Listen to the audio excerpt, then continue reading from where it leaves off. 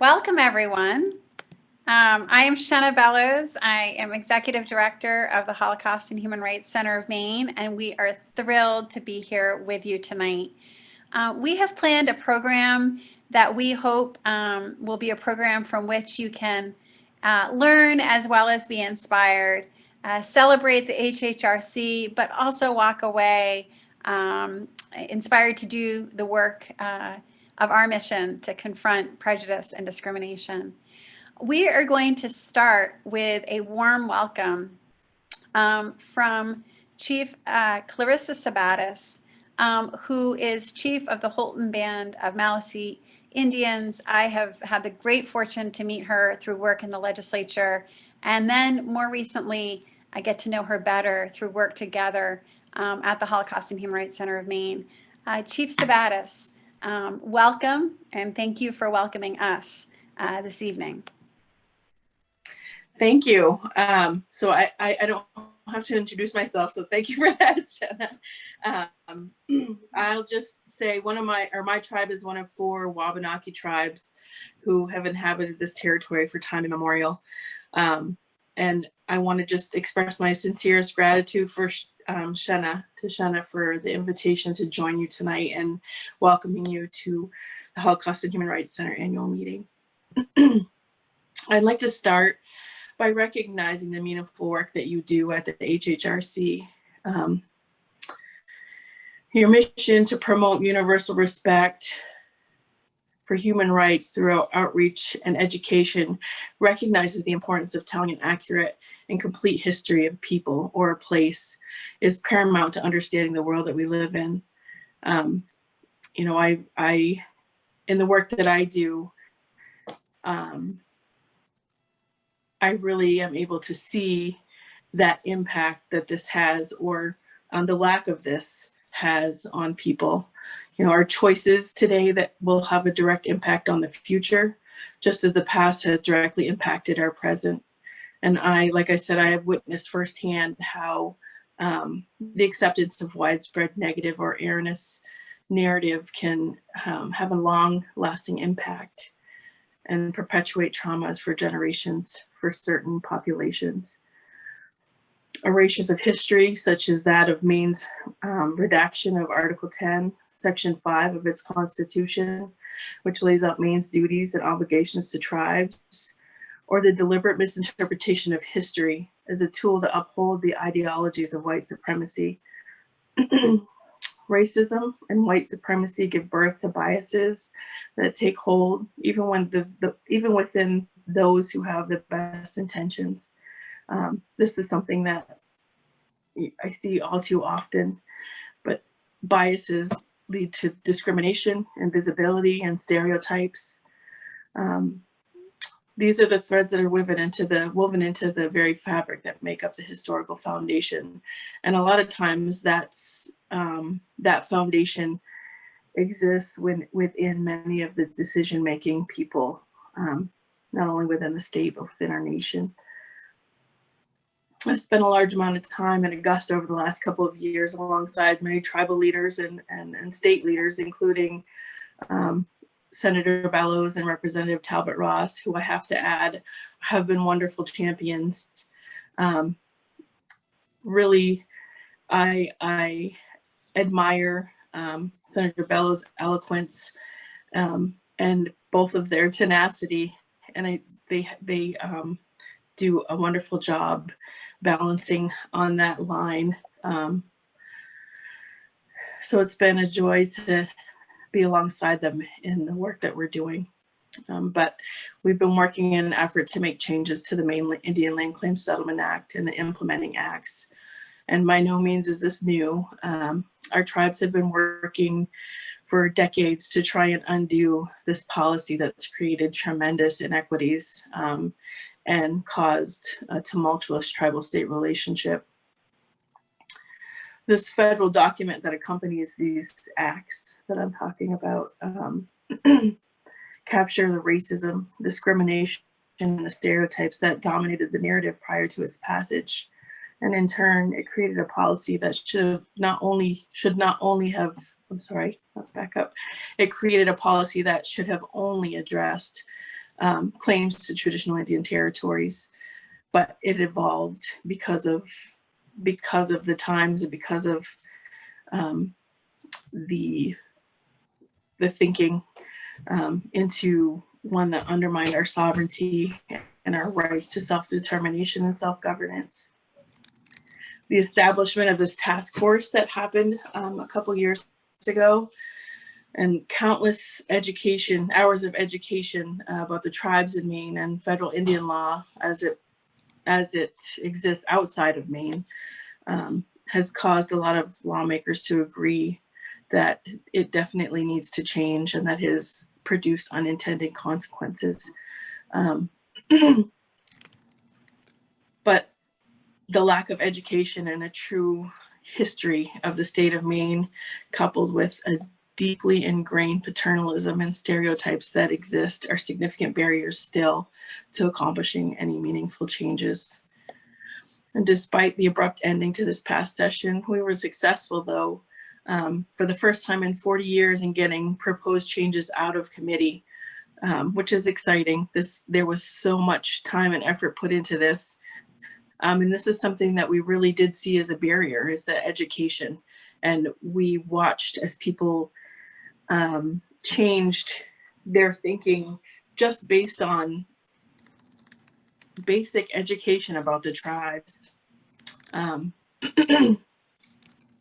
But I credit a lot of that shift not only to the work that I have done, but those of all the tribal leaders and our partners and champions, and creating that shift in the narrative and providing a more complete history.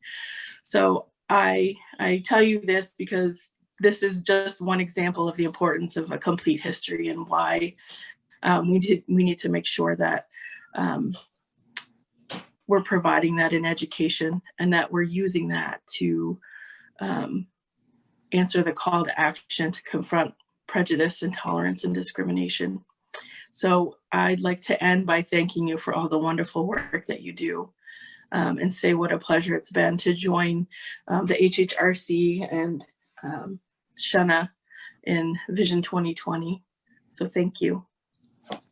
Thank you so much, Chief Sabatis. If we were in person, we would be giving you a rousing round of applause. Folks, feel free to use the reaction button at the bottom of your screen to do, you can click on reaction and do a thumbs up, or you can do a clapping hands. But it was truly an honor to have you with us this evening.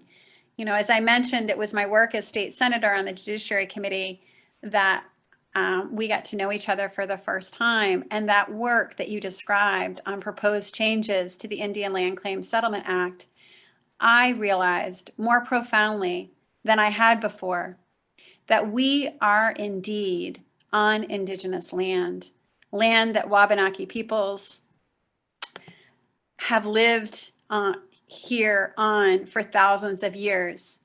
And the oppression and violence perpetrated by white colonists persist today, manifest in the power structures of this place we call Maine, and in the inequities in our schools, in disparate access to education and healthcare, in unequal access to resources. Those inequities are deep and entrenched. So the work that we do at the HHRC is about advancing understanding of ourselves and others, to try our best to dismantle white supremacy, to use the lessons of the Holocaust and of our own troubled history here in this state, to try our best to inspire people to reflect and act to confront prejudice and discrimination. Because Chief Sabatis, as you shared here tonight, the human rights work of the HHRC is not about the work we do in other places with other people. It's about the work we must do here with ourselves. And I want to say what a privilege it's been to work with Chief Sabatis and Representative Rachel Talbot Ross, whom we gather to honor here tonight on Vision 2020. Vision 2020 is a project of the HHRC to identify and celebrate Maine's Black and Brown heroes, to tell a more complete and true history of our state. Alongside Chief Sabatis, Representative Rachel Talbot Ross, Other members of Vision 2020 include Darren Ranko, Marcia Minter, Jerome Bennett, Lelia D'Andrade, James Ford, Lisa Sakabason, and HHRC board members Tam Hune, Jenna Van Dill, and Adelaide Solomon Jordan. They have done groundbreaking and difficult work over the last year as members of the Vision 2020 committee, and this will culminate in an amazing exhibit slated to open in the fall of 2021 with original art highlighting those heroes. For me personally, it's been deeply meaningful to participate in this work.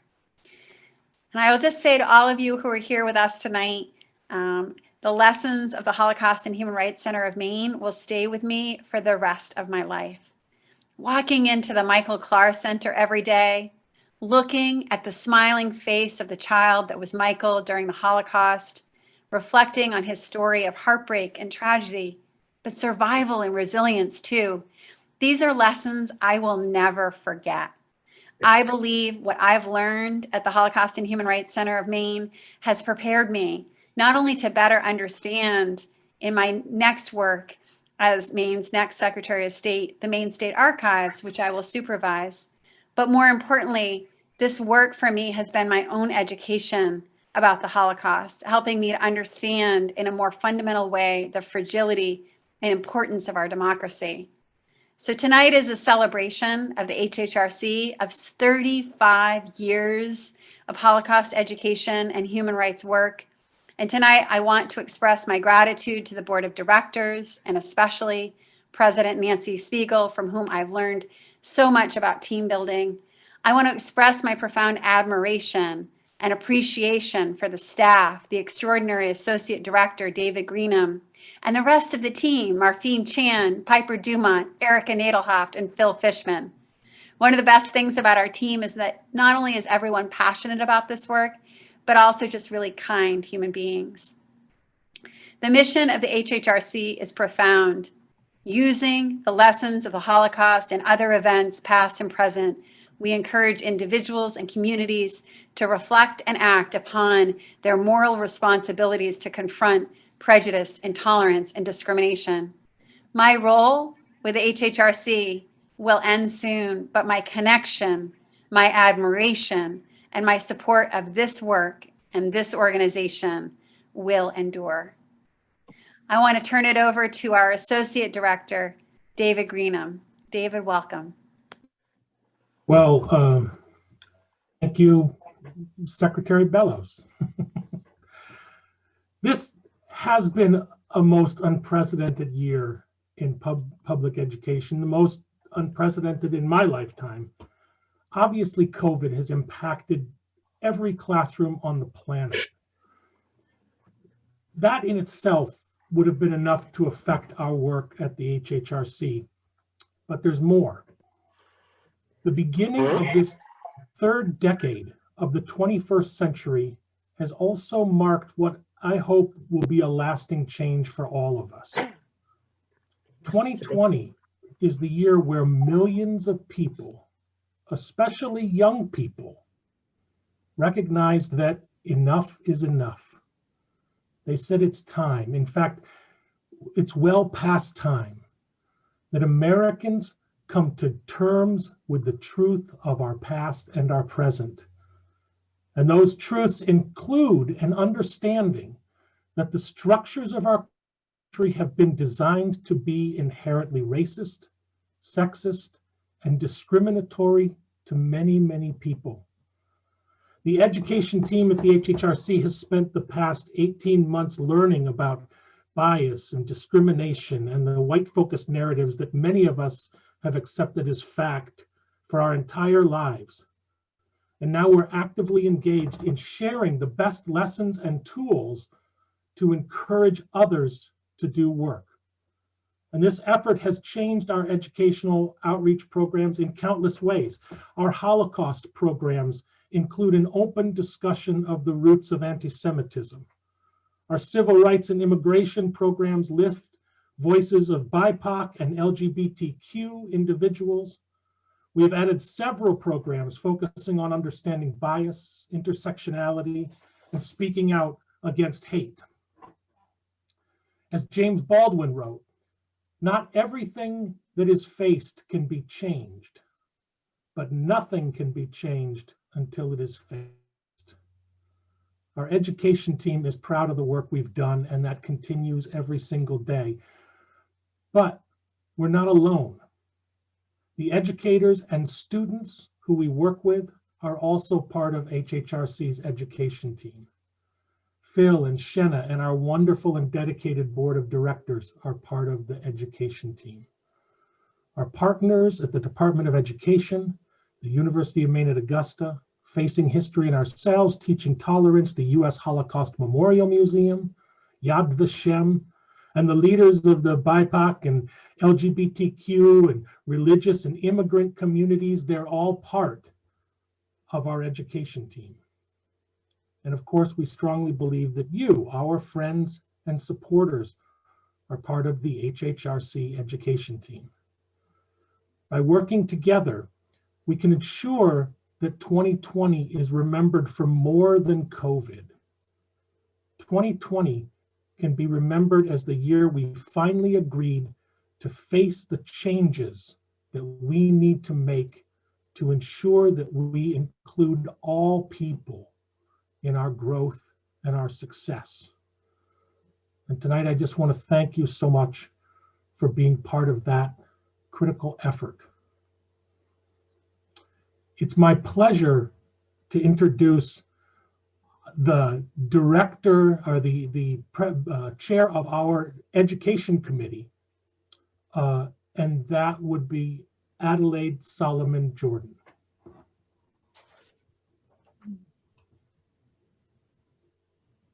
Good evening, everyone. Thank you all for being here.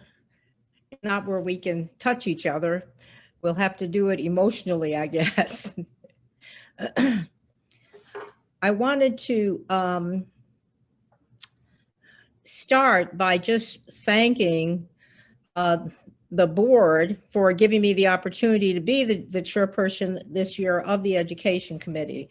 It has been quite a learning experience, and a big part of that has been the role that David and the teaching staff have played.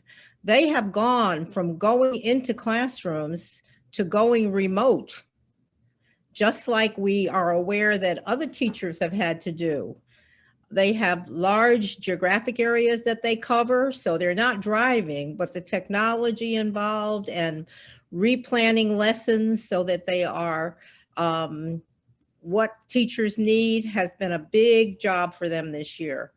And I want to thank them and all our other committee members. The history of the Holocaust teaches us the influence that one man can have on turning governments and individuals into hate, even across the borders of countries. As the world gets smaller and smaller, it's important to appreciate the gifts of all individuals and groups. Teaching these lessons in school, which is what our educators do, ensures a safe place to question and learn, with all students learning together. The importance of the center in supporting teachers provides an accounting of history by facing the past and working with the next generation of leaders with lessons of human rights for all people. This past year, I was pleased to be part of a televised presentation by 4 Maine students, each telling their story of the challenges of being students of color in Maine schools. We had a large attendance, and we had administrators as well as teachers, as well as regular community members as a part of that. I have also been part of the ongoing work of the Vision 2020 project, which Jenna just discussed with you, and that is going to be so important, the presentation of the artwork as well as the narratives, because not only will students learn this, but also Maine citizens will recognize and honor the humanity of each of us. Thank you. Thank you so much, Adelaide. We are so lucky that you agreed to join our board and are now chairing our education committee.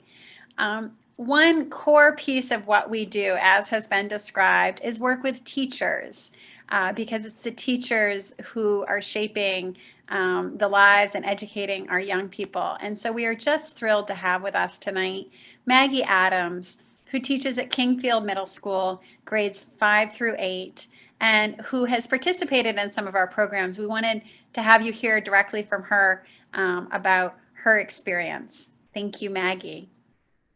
Thank you, Shanna, and thank you, David. I've been really lucky to experience 3 different programs through the HHRC, as well as have Piper Dumont come to my school. And I also was able to speak as a Micmac educator in Maine, and some of my experiences at the Confronting Bias Conference. So I've had many different interactions, and I can't thank them enough. This program has changed so much of what I'm able to do in my school and how I'm able to collaborate with my peers. So I wanted to just talk a little bit about some of the changes that this has brought about. I first attended the Yearning to Breathe conference, not this summer, but last summer in person, and I can't tell you the difference. It was wonderful. We were all together. We had these amazing speakers, and to see the shift this summer and how you really just, you met the challenge and you brought in the same members, the same speakers, you were able to do it. It wasn't quite as interactive as the first summer, but you really rose to the challenge and did a beautiful job. But the Yearning to Breathe conference is where it started for us. I came with a pre-K teacher, and we were looking at immigration experiences and what it means to be a refugee, and we were looking at all the different definitions, and we met all these amazing educators. And when we came back to school, we didn't want it to end there. So I've been collaborating with my social studies teacher from that. She loved the book, the New Mainers book, and she's using a bunch of the readings. So I was able to pass on the materials that I received. I also was able to work with the lower end teachers to talk about some of the children's books that they could use to introduce tough topics, and really going beyond, oh, it's now Christmas, so we're going to look at Kwanzaa, and we're going to, like really dig a little deeper. And you would be amazed at some of the beautiful units being taught in the lower end in the 3rd and 4th grade around Native culture, and they're really bringing it to the modern world. So that was a lot of the discussion I heard this summer, even though the focus was the Holocaust and human behavior and teaching night. There were a lot of discussions about how you could bring these topics in and approach modern issues. I know in my own classroom, it has been wonderful to have the resources from Piper Dumont, and she came to speak to all of our staff last spring in person, and she's going to come remotely in January because our English department has decided to focus our study this year on empathy and understanding perspective. And truly, we could not do this work without Piper, without the different resources. We were able to pick her brain about Malaga Island integrated unit that I did with the social studies class. And we were even able to tie it into more modern Black Lives Matter movement and really talk about where history takes you and how history has a place in the present, and that the stories that get us here, they don't go away. They're carried down from family to family. So that was part of our integration, and the English department's going to be working with Piper on how to hold those difficult conversations and approach things that really need to be talked about in school. They need to have a voice. Minorities are an important part of Maine, whether we sometimes we hear, oh, it's the whitest state, and we're really trying to break some of that. And especially the Native culture, the Native people are important too, but there's a layer. There are different layers of immigrants coming in. There are different people that need to be heard. There are different stories that need to be told. And so that's what we're really working toward as a whole district.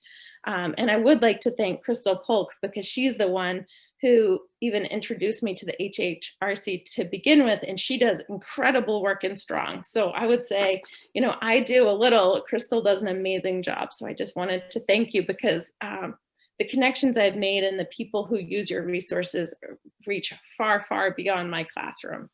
So thank you very much. Thank you, Maggie. You are such an inspiration, and to have the educators hear how you're taking what is shared in the summer or shared in a classroom visit and just integrating that in your conversations and teaching with other teachers is just so moving. Thank you. It is now my great pleasure to introduce another educator who is one of our newest board members and our newest member of our education committee, Sage Purser, who is doing tremendous work with Wabanaki youth through Wabanaki Public Health. Sage, welcome. Thank you. Ignash Winishnash Tusha. So good evening. My name is Sage Purser. I am the Niganusk Youth Engagement Division Manager at Wabanaki Public Health.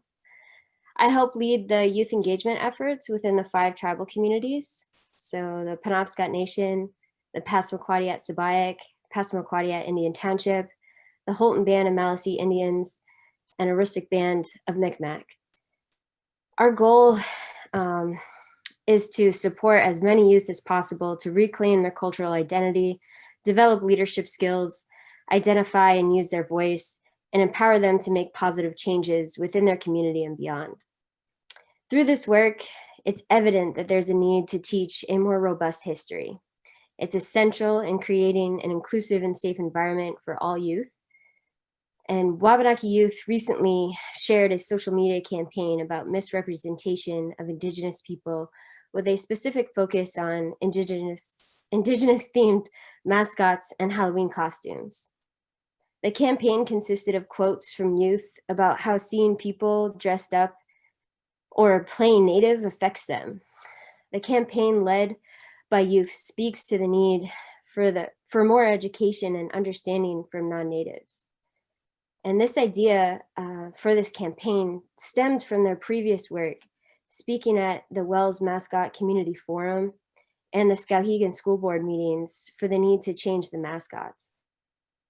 A quote from a youth council member that I get to work with will stick with me from the Skowhegan Forum. She said, "You are Indians for 4 years. We are Indians for our whole lives. We know what racism looks like." I hope that one day Indigenous youth will not have to remind people that we are still here. And I'm honored to be able to serve on the Holocaust and Human Rights Center board. I'm thrilled to be on the education committee, and I'm excited to work for the work that we will do and help guide. I look forward to deep discussion, learning, and growth. We have an opportunity to create a positive change within the education system to help support all youth and teachers with a more holistic and inclusive environment. I just want to thank everyone who made this opportunity possible. I'm just truly grateful and excited for this work. So thank you. We are very grateful and excited for this work with you.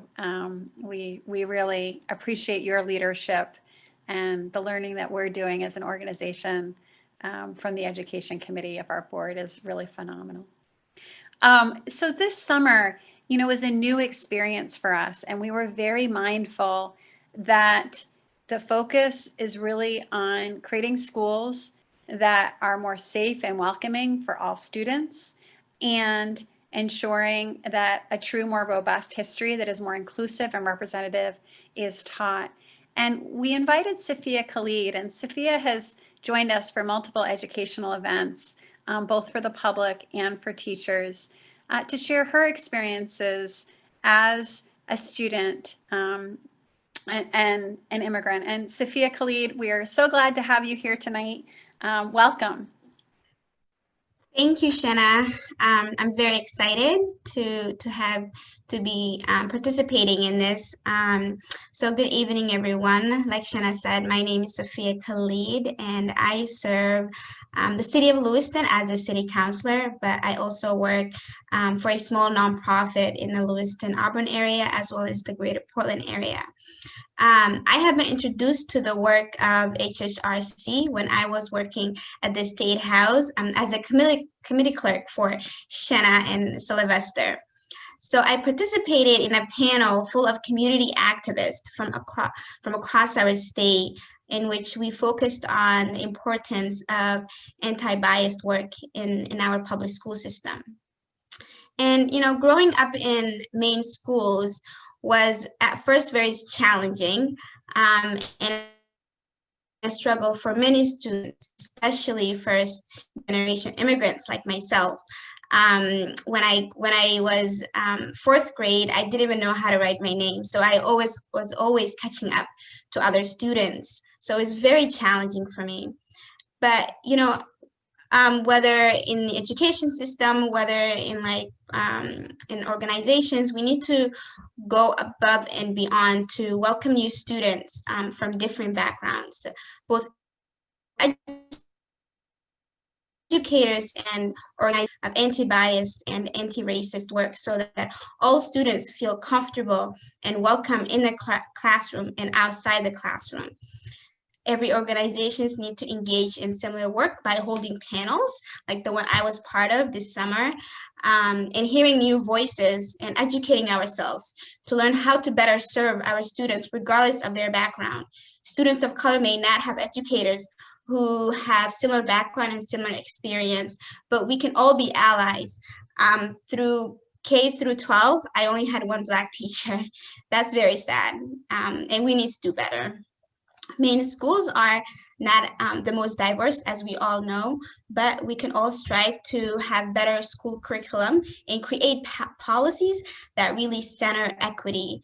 We need to listen and learn from these students to learn how to better their educational experiences. And I hope that Maine educators push for books and literature that are representative and reflective of their classroom, because I never read a book that had Black characters in them, and my brother has not, and that's really sad. And we need to be pushing for books that really are representative of the classroom, because that may be something very small, but it's extremely big for us. Lastly, I want to just thank Shanna Bellows for her leadership and for looking outside the box, because we need to be looking outside the box to support BIPOC communities. And also, Rachel Talbot Ross, I want to congratulate you for receiving this award tonight. She has been the center of racial and justice equity across our state. She continues to fight for all people, and I'm just honored to call her a friend and a mentor. Thank you all for welcoming me into this space.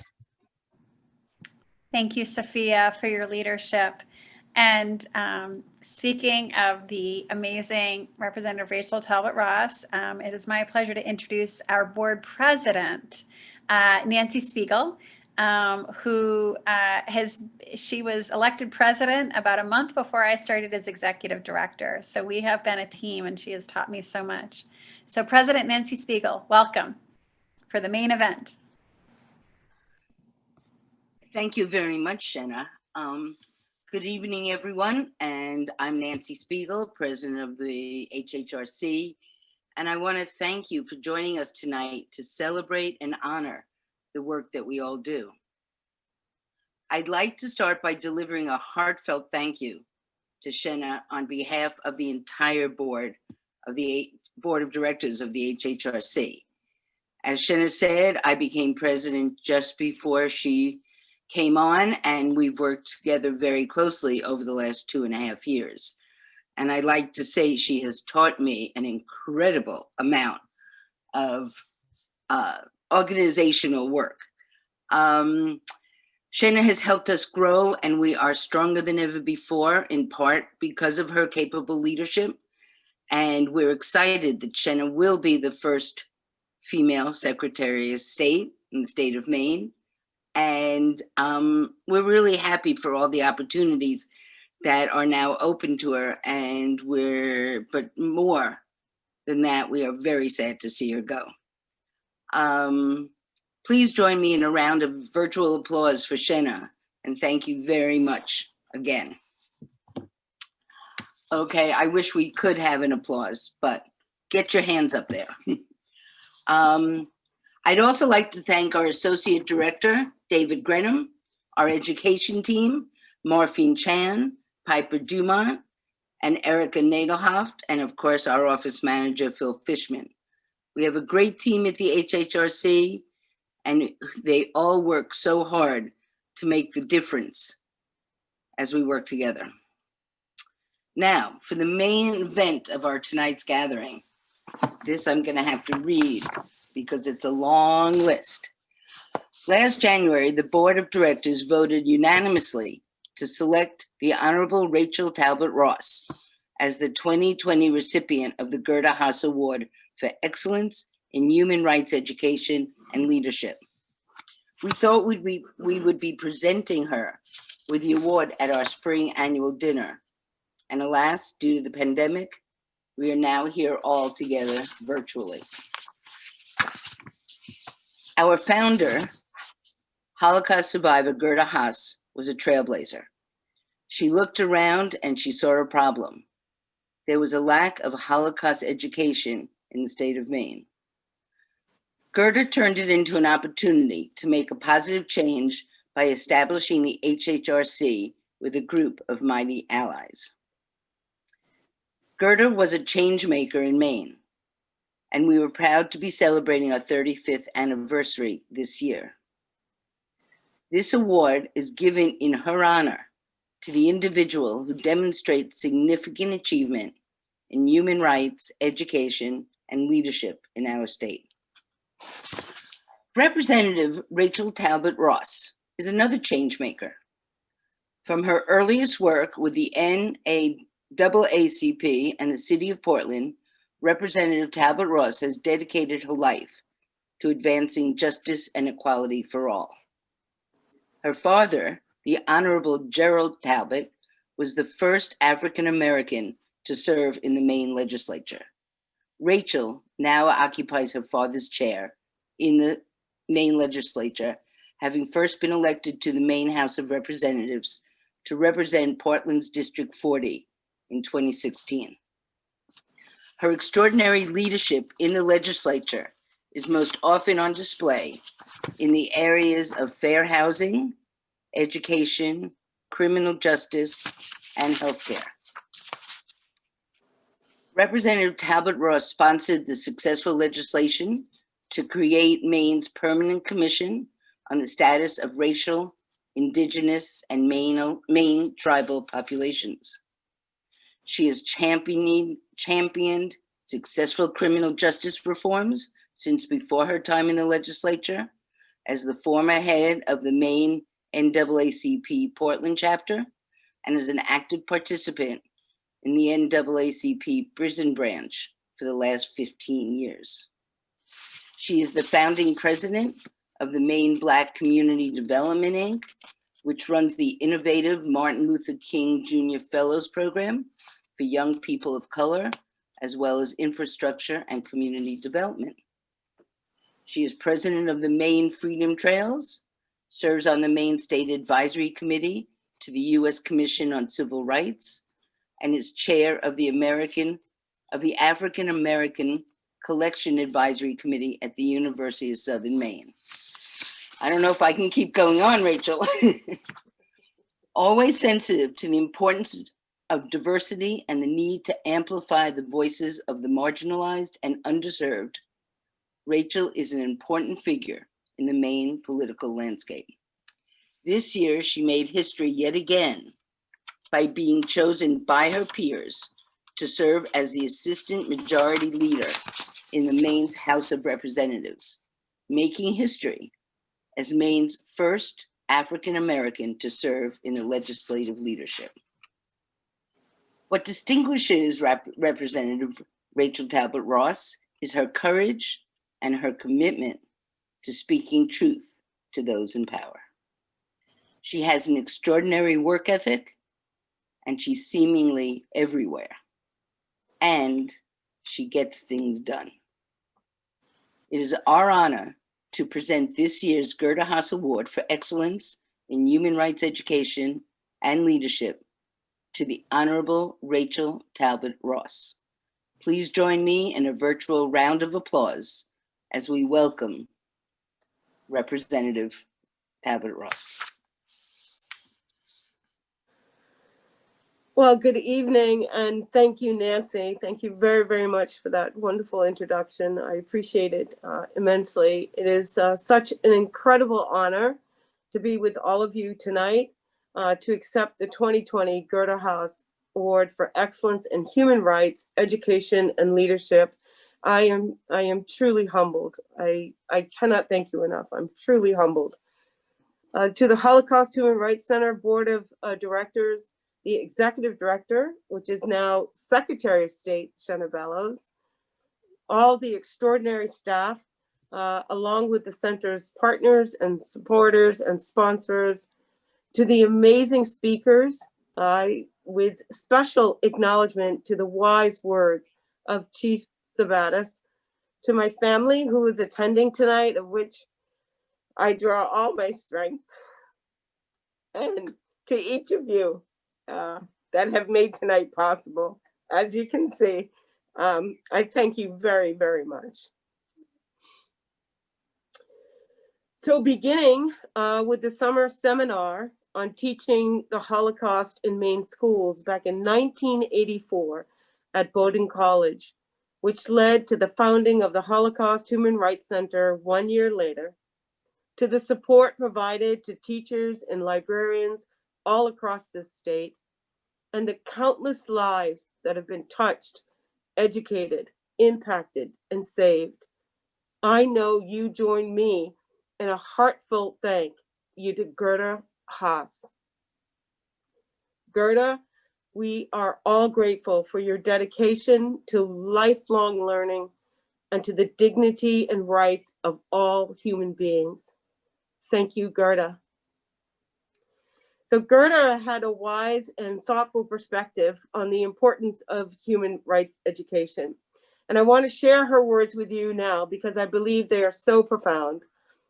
She said, quote, "The only thing we possess that our forefathers did not is the wisdom of the past.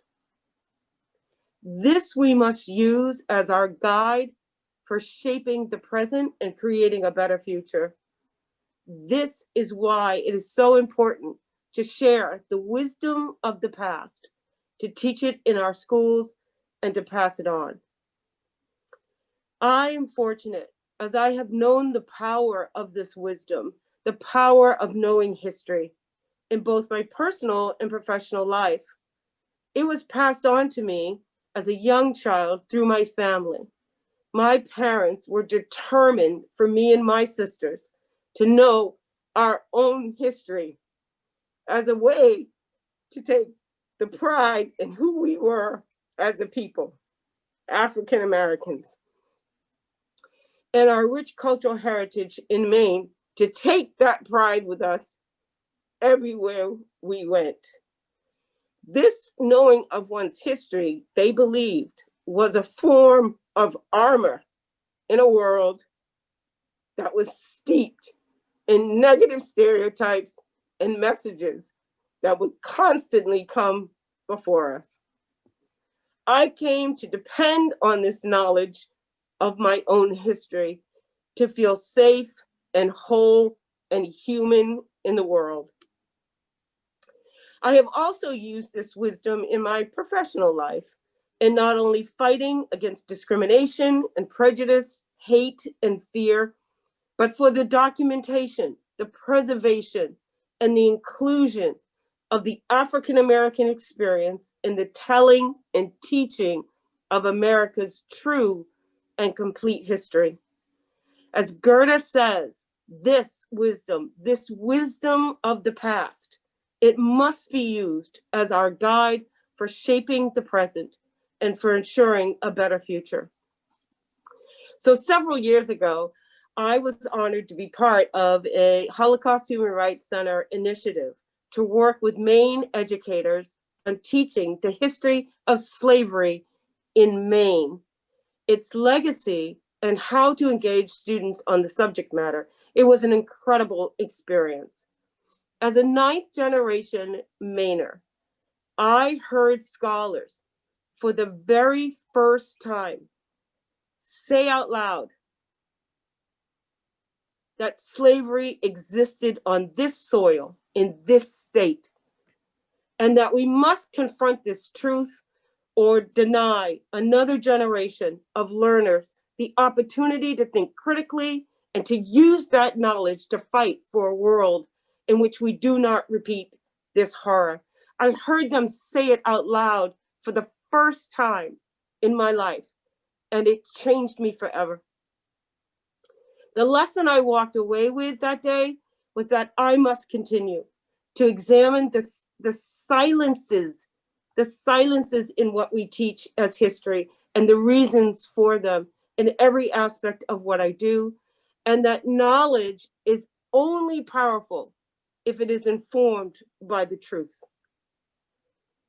That experience and the network it created has laid the foundation for work I have brought forth during my tenure in the legislature to mandate the teaching of the history and culture of African Americans in Maine schools, along with the teaching of the Holocaust. In a 50-state survey of young adults conducted by the Conference on Jewish Material Claims Against Germany, 68% of those surveyed in Maine couldn't meet all 3 of the minimum standards of Holocaust education. 68% of our young people could not meet those standards. The standards of having definitely heard of the Holocaust, of being able to name at least one concentration camp or ghetto, and in knowing that over 6 million Jews had been killed. That placed our state 4th in the nation, and it suggests that if we do not heed Gerda's advice, then this period of history could well become completely forgotten. This is troubling news for sure, but equally as concerning is the lack of any indicator in our state about the knowledge of the African American experience and the history of race and racism throughout our public education system. Not one indicator, not one survey that can inform us of their knowledge. That's why I am so proud to have worked with other legislators, including Senator Bellows, on bills that encourage the teaching of genocide, the Holocaust, and the African American history, legislation that I will bring back to reintroduce this session. I actually will issue a call to action tonight in the spirit of Gerda, because we need you in this effort to make sure that, as Chief Sabata said, our complete history is taught in our schools. I ask you to join me in that effort, as education is at the very heart of building an anti-racist future. Just this past year, as the world mourned the deaths of George Floyd, Breonna Taylor, Ahmaud Arbery, and too many other brown and Black and Indigenous people to name, in my grief, I was able to find some comfort in the work of Vision 2020. As you have heard, this work is being done in collaboration with Maine tribal population, the African American community, and diverse community members throughout the state to counter the bicentennial celebrations, the narratives, and historical accounts that missed recognizing generations of people of color who were sacrificed and contributed and helped to shape our great state. Vision 2020, this work, the stories of our lives, as told either through a museum exhibit or in units of study in our classrooms, is human rights education. That's the message, that's the legacy of Gerda. These stories of our lives this is human rights education. And if you couple that together, these stories with your stories and other stories, then it allows us to choose to actually design a better pathway forward. It allows us to be brave. It allows us to create an equitable and free and peaceful future for all. So in Gerda's own words, the future is ours. And I must tell you again, I am deeply, deeply humbled to receive this honor in her name. Let's be brave. Thank you.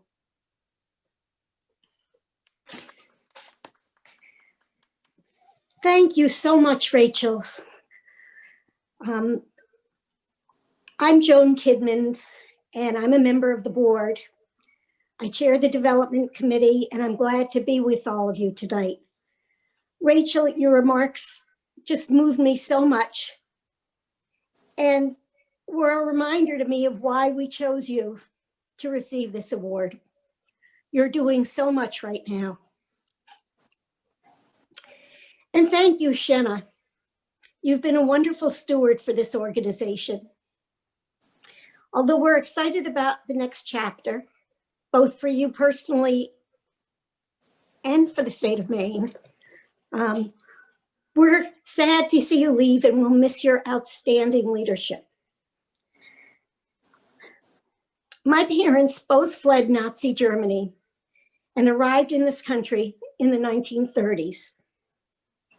My middle name is Martha, after my great aunt, who died in the camps. Many other of my relatives did not make it to the United States. Growing up, my family and my community were all refugees. We lived in the shadow of the Holocaust. I am drawn to this organization because of this history, but I am passionate about it because of its present relevance. I have always recognized that democracy is precious and fragile. I can still hear my father's admonition often, don't think it can't happen here. And I always ask myself, what can I do to make sure it does not happen here? That was one reason I went to law school. Contributing to this organization is another way I try to assure that it does not happen here. The mission of the HHRC is to promote universal respect for human rights through outreach and education. But we can't do this work without dedicated staff, and especially our team of educators who work so hard to bring Holocaust education to students and teachers all across the state. During these COVID times, we are reaching out virtually, and we have waived fees so that teachers can take workshops for free. It's been a challenging year. We cannot do this work without you. If you are inspired by tonight's program, as am I hope you will consider a gift to the HHRC. Martine is pasting a link in the chat right now. You can click on that link to give, or you can go online at our website, hhrcmaine.org. We have the opportunity, I'd say the responsibility, to make sure that history does not repeat itself. If you want to ensure the legacy of Michael Clark, Gerda Haas, and all Holocaust victims and survivors, please make a gift tonight of whatever you can. $5, $25, $100, whatever you can give, it will make a difference.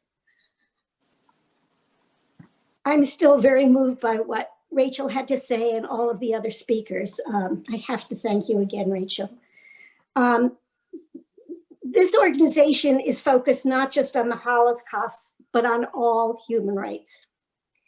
It's been a pleasure during my time on the board to serve with people whose backgrounds and lived experiences are different than mine, but who are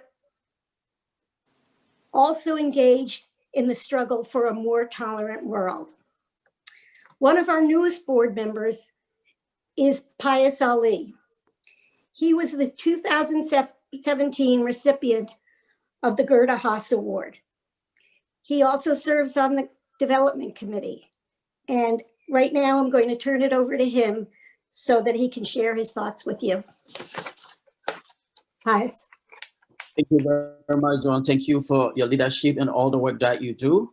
My name is Pius Ali. It's a pleasure to be here with all of you. John, thank you for setting the stage for me to follow up. Thank you, Shana, for your service to the HHRC. And thank you, Rachel, for all you do for our beautiful state of Maine. You are a real leader. I joined the board of HHRC to be part of the amazing work that we are doing across the state in educating, fighting, and dismantling hatred and discrimination of any kind. Creating a state that is welcoming with a sense of safety and belonging to all who chose to live here. I joined the development committee because I know that all the good work that the nonprofits care about do depend on having the resources, especially professional staff who do the work. I also think it is really important that an organization like the HHRC, with such a vital history and the power to do so much good in our state, has the support needed to carry out our mission, to inspire people, to reflect and to act, to confront prejudice and discrimination. This year have been difficult for all of us, whether you go to work or you stay home. All around, it's been a difficult year. But there are a lot of things to be grateful for. I am grateful for family, friends, near and far, for the blessings, privilege, and goodness that I have the privilege of enjoying here in Maine or in Portland, and for the mistakes that I may have done all year round. I'm grateful for your friendship and for your support. I'm going to ask all of you to put what you are grateful for in the chat box, if you feel comfortable. It could be a friend. It could be something that you are privileged to have in these difficult times. It could be the sheer opportunity of being here with us. I'm grateful for the HHRC educators who are working hard every day to deliver human rights education to Maine schools. I am grateful for the teachers who are eager to do anti-bias training with the HHRC to create classrooms that are safer and welcoming for every student. I am grateful for the students, the next generation of leaders who are building a better world. Are you feeling grateful too? If you are, please give what you can. Whether it is $1, $5, or $25 can make a difference. Your gift tonight matters a lot. It goes a long way to support us to do the work that we are doing. We cannot do it without you. We on the board of HHRC are so grateful that you are with us tonight. Thank you very much. Let's continue to be grateful for what we have, whether it is small or big. Thank you very much. Pius, I'm grateful for you. I'm really grateful for this extraordinary board and the recognition of what this work is all about. And we close tonight with someone else for whom I feel a deep gratitude. Lisa Sakabason is friend and also colleague. She agreed to join the Vision 2020 committee, which has been working so hard over the last year to delve into the stories of Maine's Black and Brown heroes. So Lisa Sakabason has agreed to close out the evening for us. Welcome, Lisa. It's an honor. Willie one. First, Willie one to you, Rachel. I honor you. I am grateful for your leadership, first, and second, to your commitment to tribal sovereignty as well as tribal people.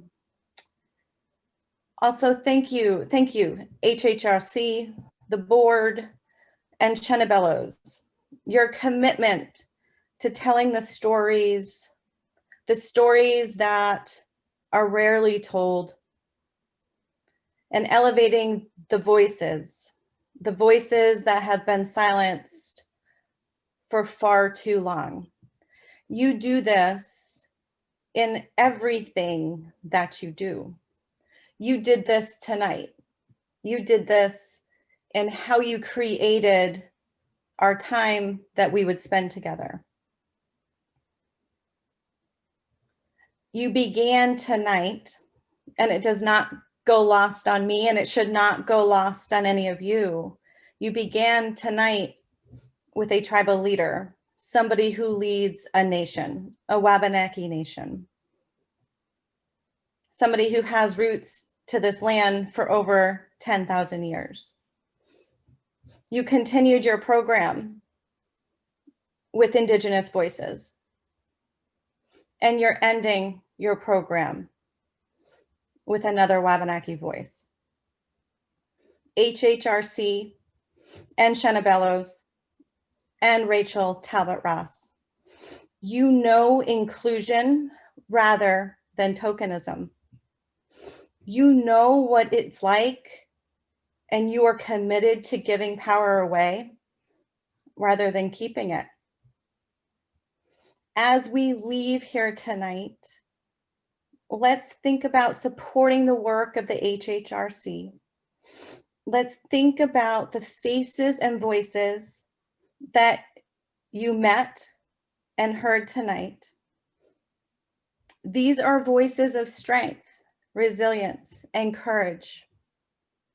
When we tell the stories of our Black, Brown, Indigenous, and other people who have been survivors of generations of genocide,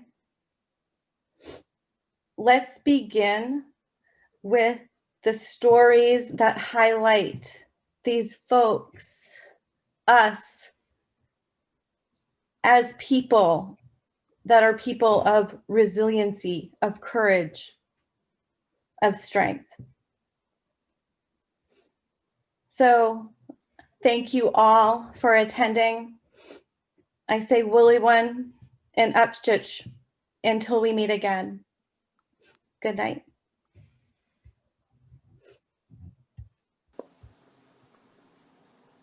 Good night, everyone. Thank you, Lisa. Thank you, everyone. That is the end of our program. It's at our end of our virtual time tonight, but it is not the end of our time together, nor the work. Go in peace, everyone. Thank you.